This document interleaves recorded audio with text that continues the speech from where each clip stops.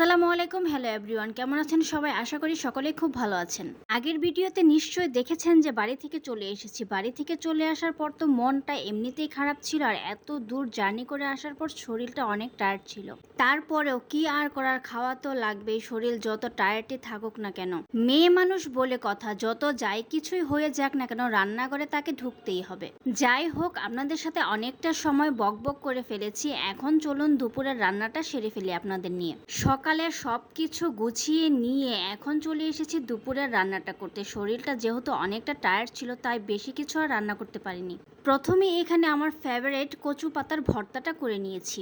কে কে কচু পাতা ভর্তা খেতে পছন্দ করেন কমেন্ট বক্সে অবশ্যই জানাবেন। কচু পাতা ভর্তাটা কিন্তু আমার অলরেডি হয়ে গেছে। এখন এখানে ফ্লেভারের জন্য কয়েকটা দিয়ে দিচ্ছি লেবুর পাতা। এই লেবুর পাতাটা দেওয়ার কারণে কিন্তু কচু পাতার ভর্তার ভেতরে নাইস একটা ফ্লেভার এড হয়।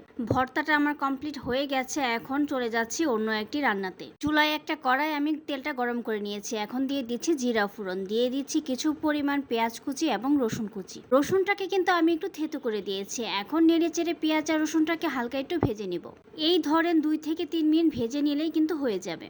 পেঁয়াজ আর রসুনটা কিন্তু আমার খুব সুন্দরভাবে ভাজা হয়ে গেছে। এখন এখানে দিয়ে দিচ্ছি চিংড়ির শুটকি। আগে থেকে এই বাটিতে আমি সবগুলো মশলাই তুলে রেখেছিলাম। দিয়ে দিয়েছিলাম স্বাদমতো লবণ, হলুদের গুঁড়া, মরিচের গুঁড়া, জিরার গুঁড়া, ধনিয়ার গুঁড়া। এখন নেড়ে চেড়ে মশলাটাকে কষিয়ে নেওয়ার পালা।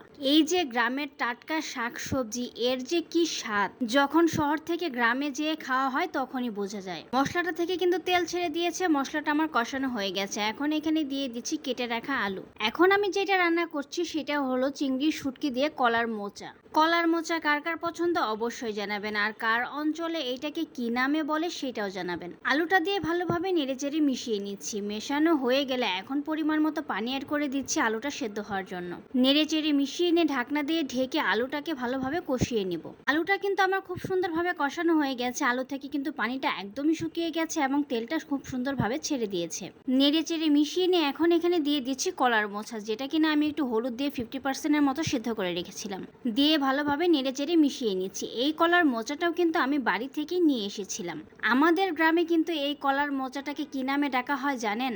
এটাকে আমাদের ওইখানে ডাকা হয় কলার থোর নামে। আপনাদের ওইখানে কি নামে ডাকা হয় অবশ্যই জানাবেন। নেড়েচেড়ে মেশানো হয়ে গেলে এখন এইখানে দিয়ে দিচ্ছি আলুর শাক। এটা কিন্তু মিষ্টি যে আলুটা হয় সেটার শাক। এই শাকগুলোও কিন্তু আমি বাড়ি থেকে নিয়ে এসেছিলাম। এইখানে কিন্তু যে কোনো শাকই আপনি ইউজ করতে পারেন, খেতে অনেক ভালো লাগে। মিষ্টি কুমড়ার শাকটাও কিন্তু এখানে ইউজ করতে পারেন। আবার কিন্তু শুধু শাক ছাড়া এমনিতেও কিন্তু এটা রান্না করে খেলেও অনেক মজা হয়। এখন এইভাবেই নেড়েচেড়ে 2 থেকে 3 মিনিট কষিয়ে নেব। 2 থেকে 3 মিনিট কষানো হয়ে গেলে এখন এখানে খুবই সামান্য পরিমাণ পানি আমি অ্যাড করে দিচ্ছি। যেহেতু কলার মোচাটা আমি আগে থেকে 50% সিদ্ধ করে রেখেছিলাম, তাই বেশি পানির কিন্তু এখানে প্রয়োজন নেই। একটু নেড়েচেড়ে মিশিয়ে নিয়ে এখন ঢাকনা দিয়ে ঢেকে রান্নাটা করে নিচ্ছি। 10 মিনিট রান্না করে নেওয়ার পর রান্নাটা কিন্তু আমার প্রায় কমপ্লিট হয়ে গেছে।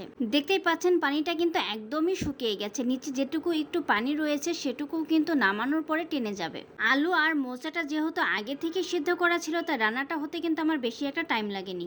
রান্নাটা আমার অলমোস্ট ডান। এখন এটাকে নামিয়ে নিচ্ছে এবং অন্য একটা রান্না আমি করে নিব। চুলায় একটা ফ্রাই প্যান বসিয়ে গরম করে নিয়েছি। এখন এতে দিয়ে দিচ্ছি পরিমাণ মতো রান্নার তেল। তেলটা যখন গরম হয়ে এসেছে তখন এখানে আমি দিয়ে দিচ্ছি কলার মোচা, যেটা দিয়ে কিনা আমি বড়া তৈরি করে নিব। একটু আগে যে কলার মোচাটা আমি রান্না করলাম সেখান থেকে কিছুটা পরিমাণ রেখে দিয়েছিলাম। এখন সেটা দিয়ে আমি মজাদার একটা বড়া তৈরি করে নিব।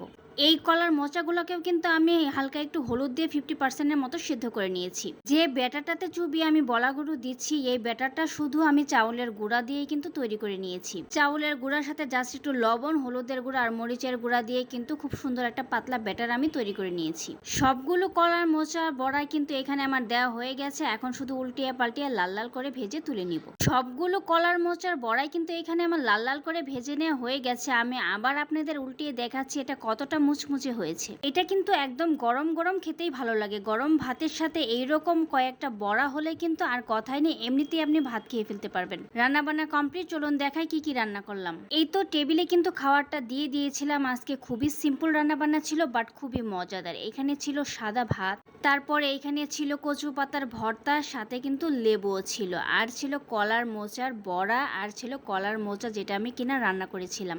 আমি এটাকে চিংড়ি শুটকি দিয়ে রান্না করেছি, কিন্তু কিন্তু আপনি যদি চান তাহলে কিন্তু তাজা যে চিংড়ি আছে সেটা দিয়ে রান্না করলেও কিন্তু অসম্ভব মজার হয়। সম্পূর্ণ ভিডিওটি দেখার জন্য ধন্যবাদ। ভিডিওটি যদি ভালো লেগে থাকে লাইক কমেন্ট শেয়ার দিতে একদম ভুলবেন না। এরকম নতুন নতুন ভিডিও পেতে আমার ফেসবুক পেজটি ফলো দিয়ে রাখেন। যদি ইউটিউব চ্যানেল থেকে দেখে থাকেন তাহলে চ্যানেলটি সাবস্ক্রাইব করে পাশে থাকা বেল আইকনটি অন করে দিন। ধন্যবাদ।